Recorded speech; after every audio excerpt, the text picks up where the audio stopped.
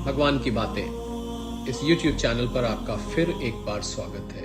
चल रही श्रृंखला बाबा बुल्ले शाह, उनकी काफियां, उनके अर्थ और खासकर ये श्रृंखला जिसमें उनके मुख से निकली काफियां, उनके पीछे कथा, किस्सा, कहानी, घटना क्या घटी जो उन्होंने ये शब्द बोले। आइए इसी कड़ी को आगे बढ़ाते हैं। और बाबा बुल्ले शाह का जीवन बहुत अंधकारमय एक समय पर हो गया था। गुरु की नाराजगी ने जैसे उनके पूरे जीवन पर ही प्रश्न चिन्ह लगा दिया था। वह जिस आध्यात्मिक पथ पर तेजी से अग्रसर हो रहे थे, ऐसा लगा कि जैसे किसी ने उस पथ को रोक दिया, अवरुद्ध कर दिया। जिन आंतरिक नेत्रों से भीतर बसे वो रूहानी संसार के दर्शन कर रहे थे, उसके आगे किसी ने जैसे पर्दा डाल दिया। तो बुल्ले शाह रोते बिलखते गुरु के द्वार पर पहुंचे, किंतु गुरु के शब्दों ने तो जैसे वज्रपात कर दिया, उनपे ओलों की वर्षा कर दी। डेरे के भीतर से हुक्म आया कि गुरु उनका मुख नहीं देखना चाहते। विरह वेदना से पीड़ित बुल्ले शाह जल बिन मछली की तरह तड़पने लगे। डेरे से लौट आए पर भूख, प्यास, नींद सब कुछ जैसे हवा हो गई। दिन रात एक नई मौत जैसे मरने लगे। रोज रोज उनके लिए काटना मुश्किल हो गया। तो इनायत शाह जी, उनके मुर्शिद, उनके गुरु से वियोग के दौरान ही बुल्ले ने ऐसी मरण स्पर्शी रचनाएं दी हैं जो किसी भी विरही को अपनी पीड़ा जान पड़ती है। उन्होंने एक काफी में बोला,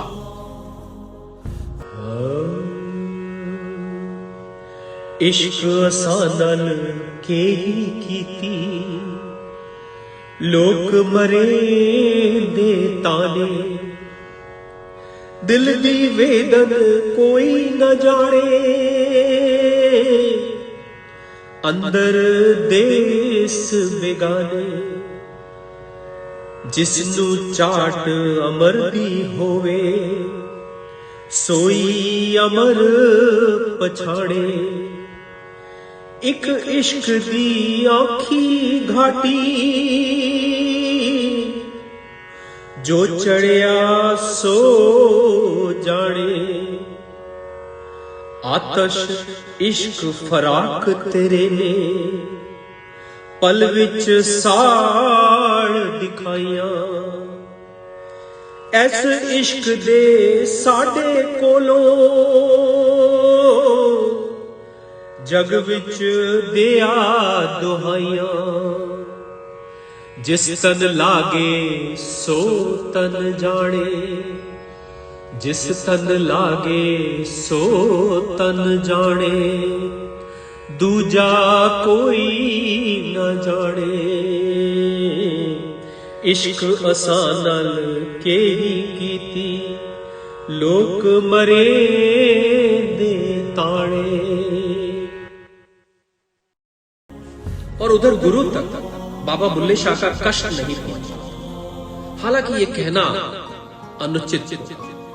गुरु तो शिष्य के पल पल का भेद जानते हैं। शायद वो इस माध्यम से अपने शिष्य में और निखार ला रहे थे और उनको कोई सीख देना चाहते थे। तो बाबा बुल्ले शाह का वियोग इतना बढ़ा कि वो दीवानों की तरह इधर उधर घूमने लगे। रात रात भर विलाप करना, सड़कों पर मारे मारे फिरना ही उनका जैसे काम रह गया। एक दिन उन्होंने एक नवविवाहिता, न्यूली मैरिड बाल गुथवाते हुए देखा। पूछा कि वो इतने जतन से भला क्या कर रही है। तो वो न्यूली मैरिड नवविवाहिता पिया के ध्यान में मग्न थी। उसने उत्तर दिया, ये श्रृंगार तो पति को रिझाने के लिए है। बुल्ले शाह भी अपने मुर्शिद को पति रूप में ही मानते थे और बोले, सखी मेरे भी केश सवार दे, मुझे भी पिया से मिलन को जाना। और बाबा बुल्ले शाह ने केश गुथवाए, स्त्रियों सा वेश बनवाकर सारंगी थाम दी। वो जानते थे कि गुरु उनके संगीत प्रेमी थे। उन्होंने तय किया कि वो संगीत के माध्यम से ही अपने रूठे हुए गुरु को मनाएंगे। तो बुल्ले शाह ने नृत्य व गान सीखना शुरू किया और उसमें पूरी प्रवीणता पाई। किसी मजार पर एक वार्षिक उत्सव था। उर्स बोलते थे उसे। नाचने गाने वालों के दल के साथ बाबा बुल्ले शाह भी वहां जा पहुंचे। वहीं हजरत इनायत शाह भी उपस्थित थे। उस रात सारा नृत्य पे गान समाप्त हो गया, किंतु गुरु के दीदार से आनंदित बाबा बुल्ले शाह निरंतर गाते चले गए, थिरकते चले गए, और आखिर में उनके स्वर की तीव्रतम पीड़ा ने गुरु के हृदय को पिघला दिया और उन्हें पहचान कर बोले, ओए तू बुल्ला है? बुल्ले शाह ने गुरु के हाथ को चूमा और माथे से लगाकर बोले, हुजूर मैं बुल्ला नहीं, मैं ते पुल्ला, मैनू सही रास्ते ते ला दो। गुरु ने अपने बुल्ले को माफी देकर सीने से लगा लिया। बुल्ले ने अपनी श्रद्धा व आस्था के बल पर गुरु का खोया विश्वास फिर से अर्जित कर लिया। ऐसे थे बाबा बुल्ले शाह, ऐसा था उनका अपने मुर्शिद, अपने गुरु के लिए प्रेम, और ऐसे उन्होंने अपने रूठे गुरु को फिर से मनाया, फिर से पाया। और एक दिन बाबा बुल्ले शाह बाजार से निकले तो देखा कि वहां भारी चहल पहल थी।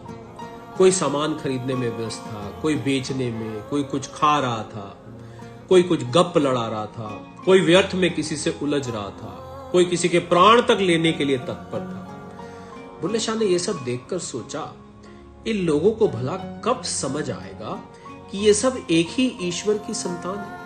इस तरह आपस में उलझने का मतलब है कि परस्पर भाई भाई से लड़ रहे हैं। उन्होंने एक जैसे कौतुक रचा।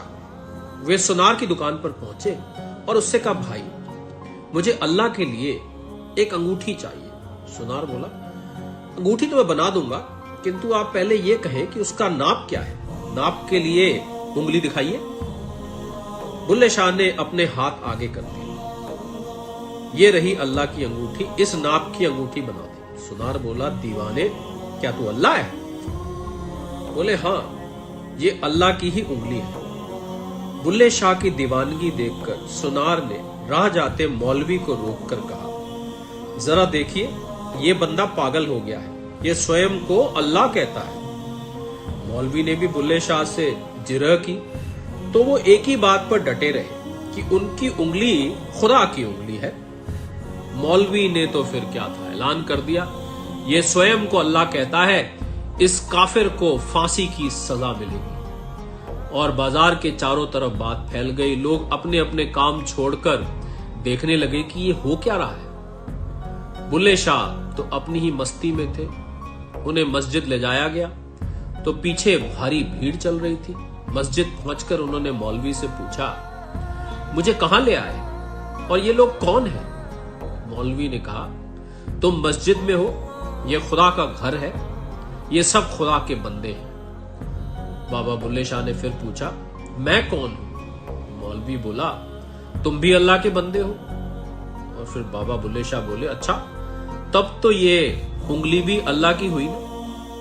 और जोर जोर से हंसने लगे। मौलवी ने तो उन्हें दीवाना जानकर छोड़ दिया, पर बाबा बुल्ले शाह जी ने तो अपना संदेश दे ही दिया था। और उसके बाद उनके मुंह से एक काफी निकली जो कुछ इस तरह है।